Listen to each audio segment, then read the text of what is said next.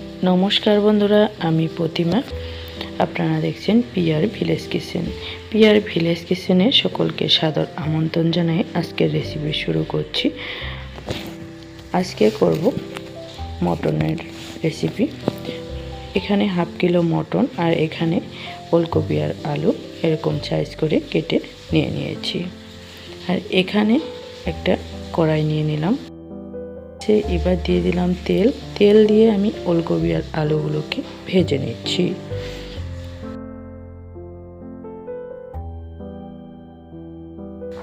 আলুর সঙ্গে এইভাবে ওলকপি টুকরো করে দিলে মটন খেতে কিন্তু দারুণ লাগে। একটু লবণ হলুদ দিয়ে এটাকে সুন্দর কালার করে ভেজে তুলে নিচ্ছি।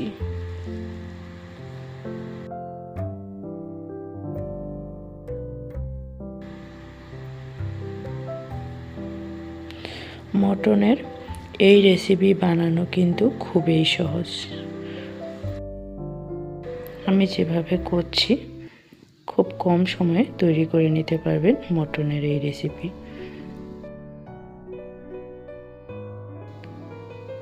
আলু আর ওলকপি ভালোভাবে ভেজে নিয়েছি, তুলে নিলাম।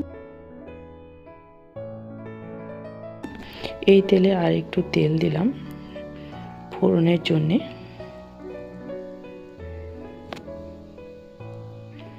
ফোড়নে দিয়ে দিলাম কিছু গোটা গরম মশলা আর দিব জিরে, 1 চামচ জিরে দিয়ে এটাকে ভালোভাবে ফোড়ন আসতে দিব। এবার দিব এর মধ্যে কুচানো পেঁয়াজগুলো দিয়ে দিলাম, কয়েক কোয়া রসুন। এবার ফোড়নটাকে ভেজে নিচ্ছি। পেঁয়াজের কালার গোল্ডেন ব্রাউন হয়ে আসা অবধি ভেজে নিচ্ছি। এখন পেঁয়াজের কালার চেঞ্জ হয়ে এসেছে। এবার কেটে রাখা টমেটোটা অ্যাড করে দিচ্ছি।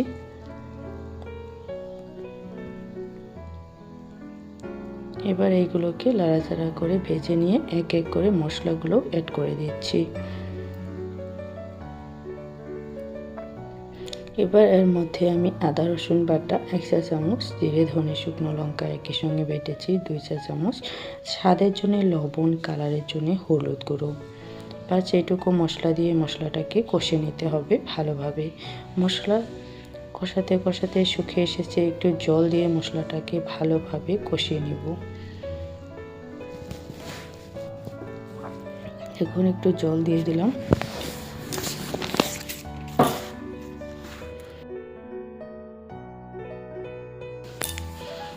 মশলা থেকে তেল রিলিজ হতে শুরু করে দিয়েছে।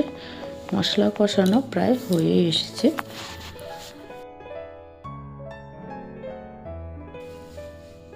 মশলা খুব ভালোভাবে কষিয়ে নিলে তরকারির টেস্টটাও কিন্তু দারুণ লাগে। এবার আমি ধুয়ে রাখা মটনগুলো অ্যাড করে দিলাম মশলার মধ্যে।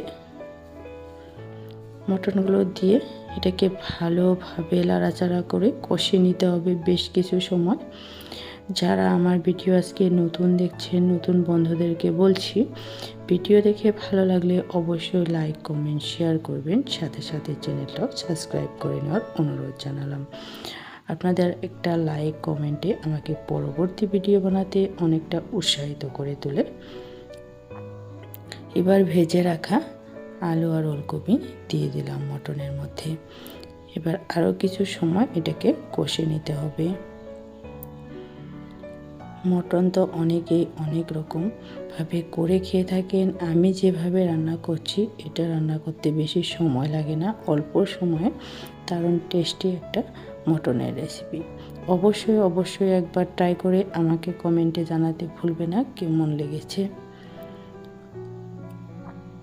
মটনটা কিন্তু ভালোভাবে কষিয়ে নিয়েছি। এবার আমি মটনটাকে কুকারে দিয়ে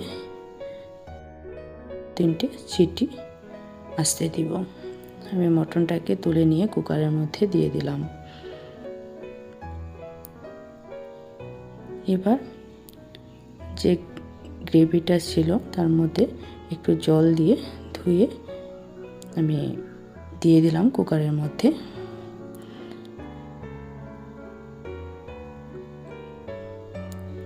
জলটা পরিমাণ বুঝে অ্যাড করে দিলাম। জলটা বেশি দেওয়ার প্রয়োজন নেই, যেহেতু রান্নাটা কুকারে করব। এবার এটাকে বন্ধ করে 3টে সিটি আসতে দিব। কুকারটা আমি বসিয়ে দিলাম, সিটি আসা অবধি অপেক্ষা করব।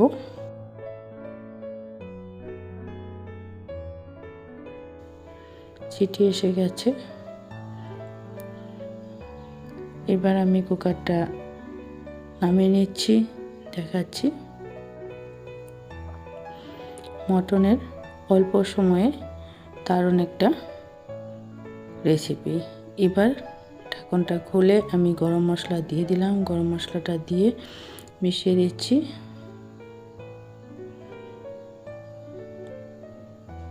গরম মশলাটা দিয়ে একটু সময় ঢাকা দিয়ে রেখে দিতে হবে।